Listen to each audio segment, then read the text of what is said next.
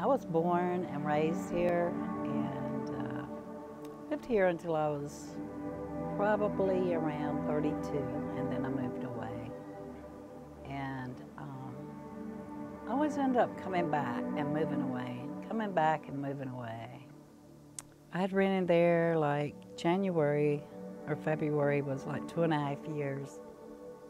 And no one had told me that that rental specifically was going to be sold. They only stated that the one next door was up for sale. And so then on January the 19th, I get a phone call that morning, and it's the landlord, and she says, "Rita, I have some news for you." And I thought, well, she sounds kind of happy, but what kind of happy news would she have for me? And she says, "The house has been sold. You're going to have to find a new place to live." And I'm like, I just went into shock. It was getting bad, and I'm like, calling to work and be like, my apartment's flooding again. Still haven't come to fix this. I gotta try to do something about this. I'll get a shovel, get all the mud out, take it to, just throw it outside, and within a day and a half, 2 days later, the mud's back. Eventually they did come in and fix that room. I thought the problem was fixed until I woke up one morning to go use the bathroom. I slipped and fell on a puddle of water in the bathroom because it was seeping in through the baseboards in the bathroom. And I fell on my sink, shattering it, and cut my back open. Like one time, a tree fell and took off part of the deck. And it sat that way for a year. And we had kids in the house, and it was like, it would snow and ice. If you fell off the deck, you would die. Like, it's like a 30-foot drop, you know?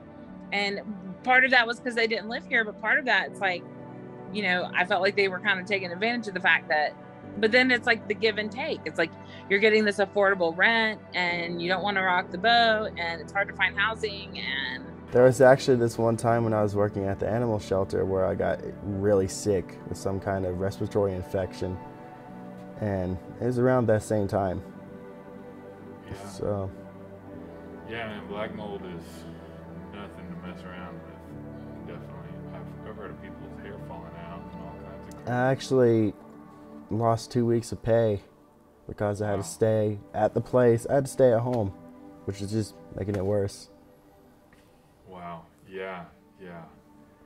The second thing the next thing that really happened big was the large, like half the house, the floor was gone. Wow. From the kitchen all the way to the main bathroom for the house. And how are y'all able to get from here to there? Sort of stepping on the joists? Or it was, yeah, we focused most of our pressure on the joists. She fell through them just as much as I did, just because we forget that the hole was in the bedroom. That was the problem. That was one that I tripped. I fell through it twice, not just forgetting that it was there, because it was an everyday thing. Yeah. And just moving through that, about to hop in the shower or something like that, and accidentally step in the hole and go straight through. Yeah. I just feel like because we are on government assistance, low income, that we're just looked over. Yeah. And the cost of living is high, and it's going up more, but they're getting paid, and you pay your portion of the rent that you have to pay. But still yet, you should have a better and a decent place to live that you can feel comfortable, and you're not constantly worrying about what's going to happen next. So if they would do it the right way, they wouldn't have to fix the water main every year. Mm-hmm. I feel like things are not being taken care of properly in the way that it needs to be. How many times a year do you think the water is shut off? It's shut off regularly, but without warning. That's my problem. It's like, I don't know when it's gonna be off. Yeah, and there's times that I come home and the water is off, and like after a dirty day at work, because I do drywall, I do paint, and I do all these things. I mean, I'm covered in dusts and stuff like that that are harmful to my child, that are harmful to my wife, and harmful to everybody, that I don't want all over the house. Yeah. I need to get in the shower and get my laundry cleaned fast. Yeah. We were like, okay, we gotta move out of here because this is small. And then my daughter was starting to having trouble to breathe, and she ended up in the hospital. That was one of our rent experience. When she stepped on the porch, we were wrong. I pushed off and like landed on my back and rolled out. Her brother just ate it. Well, stayed on the ground, just held it and ate it. And she tried to like step. And when she stepped, the porch caught her leg and like folded her to the ground. So she was like in between the railing. Her foot was under the bottom side, and she was on top of the other side. They made us fix it. She made us screw it to the house and stuff with a piece of wood that I still don't trust. And with my health issues and my conditions, the rust, you go to take a bath, you cut your foot or something. You don't know what's gonna happen with that. Right. So there was sharp pieces of metal. Well, when the bathtub rusts out, you don't know until you get in there and you see water things floating, and you can step on a piece of rusty metal. Yeah. I mean, there's big holes in the floor. I mean, we're living out of the living room, me and my wife, so we're sleeping in the living room. Not just because of the hole in the floor, but because the mold is with it. And then there's no insulation, so that kind of like puts a damper on it. And like I say, I'm chasing raccoons all through the house.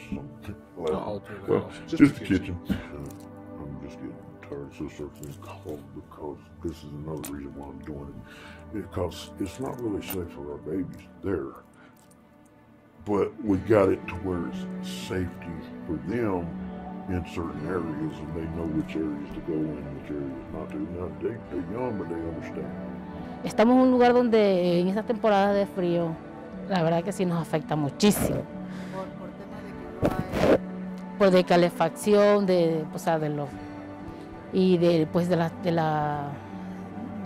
precisamente de lo económico, porque pues no, si tienes para una cosa no puedes tener para la otra, y así nos las vamos llevando poco a poco. Y sí, estamos en un lugar donde hace mucho frío, pero ahí estamos, gracias a Dios, ahí estamos todavía. Y por eso seguimos buscando ese apoyo de poder encontrar un lugar.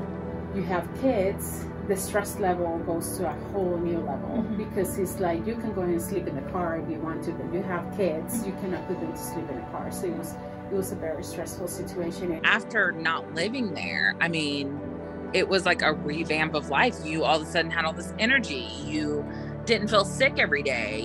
I like my headaches stopped. I mean, I didn't realize how sick that house was making me.